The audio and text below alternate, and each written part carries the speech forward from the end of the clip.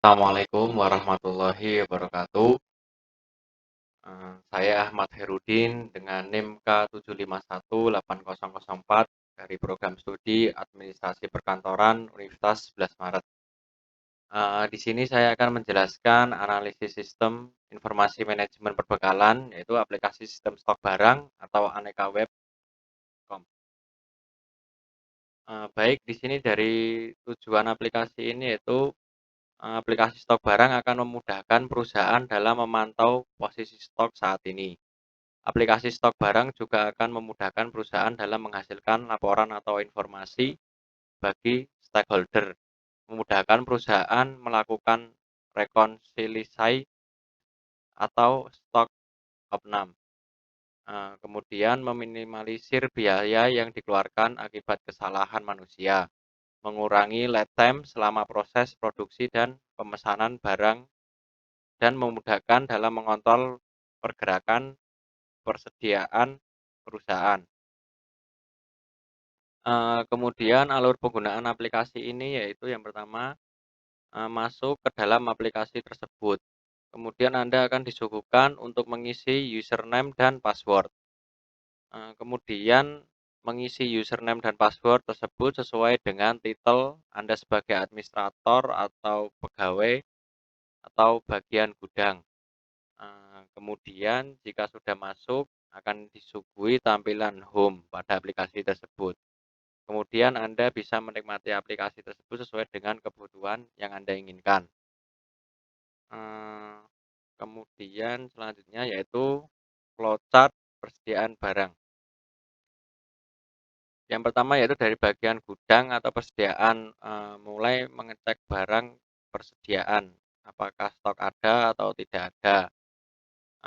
Jika ada, langsung membuat dokumen stok barang. Jika barang tidak ada, maka akan diberikan kepada administrasi atau karyawan untuk membuat dokumen pemesanan barang.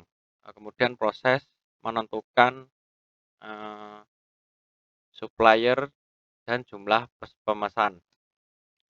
Kemudian setelah proses tersebut akan membuat surat pemesanan. Eee, Jika surat pemesanan sudah keluar maka akan dikirim ke supplier. Surat apa namanya, supplier menerima surat pemesanan. Kemudian proses pengecekan pesanan. Kemudian pesanan ada atau tidak ada. Jika tidak ada maka akan dikembalikan kepada administrasi atau karyawan. Kemudian akan membuat dokumen yang sama, seperti itu. Jika sudah ada, pesanan sudah ada, maka akan melakukan proses, eee, transaksi pembelian.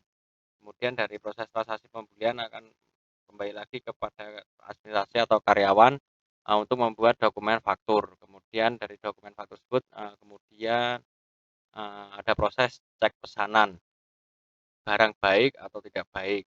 Jika barang baik maka akan melakukan proses transaksi pembelian. Jika tidak baik maka akan dikembalikan kepada supplier, surat pemesanan. Kemudian jika transaksi pembelian proses sudah terlaksana maka akan muncul, membuat laporan dari bagian karyawan. Jika sudah, maka dokumen tersebut akan dikirim pada pemilik, yaitu laporan selesai. Seperti itu dari flowchart persediaan barang. Kemudian dari hierarki sistem aplikasi stok barang yaitu ada 3 sub yaitu admin, pegawai, dan gudang. Dari sub-sub ini ada sub-sub lagi yaitu dari admin ada beranda, master data, transaksi data, laporan, kemudian manajemen user. Kemudian dari pegawai ada sub-subnya yaitu beranda, request barang, data barang masuk, data barang keluar, kemudian data stok barang. Kemudian gudang sama halnya dengan pegawai yaitu beranda, request barang, data barang masuk, kemudian data barang keluar, dan data stok barang. seperti itu dari hierarki sistem. Kemudian informasi yang dapat dimanfaatkan dari aplikasi ini yaitu fitur aplikasi ini, sudah sangat lengkap dan bagus. Kemudian status jumlah penyimpanan yang real time, mengetahui barang terlaris dan paling menguntungkan. Kemudian bisa memantau status barang di beberapa gudang sekaligus secara real time. Kemudian mendapatkan laporan stok barang secara otomatis dan akurat. Kemudian antisipasi kelebihan atau kekurangan barang dari perubahan permintaan atau penawaran mendadak dengan sistem otomatis. Dan yang terakhir yaitu mencapai efisiensi dan produktivitas dalam kegiatan berbisnis.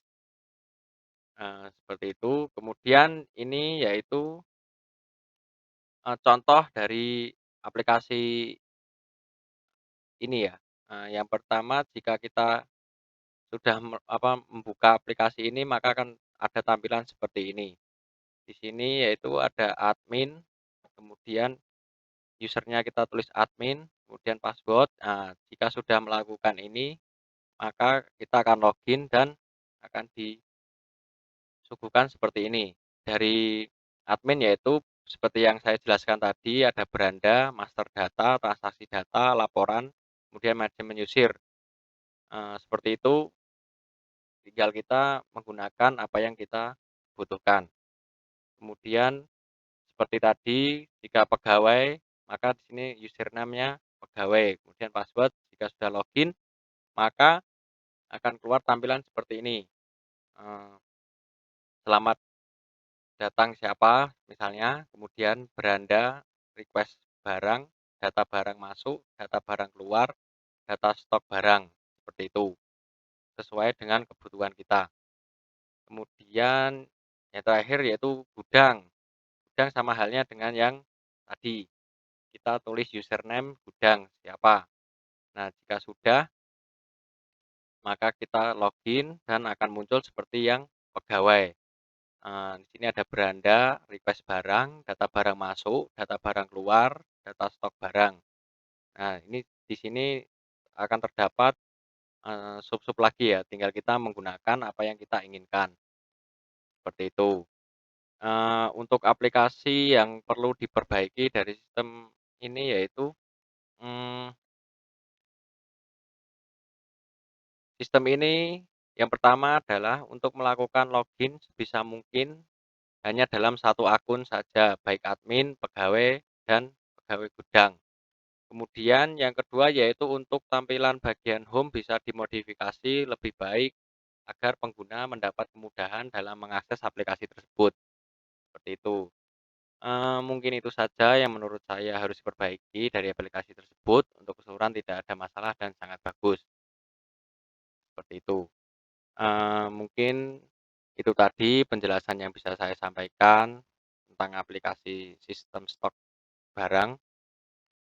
Eee, Selamat mencoba karena itu sangat diperlukan untuk bagian, seperti berbisnis, seperti itu.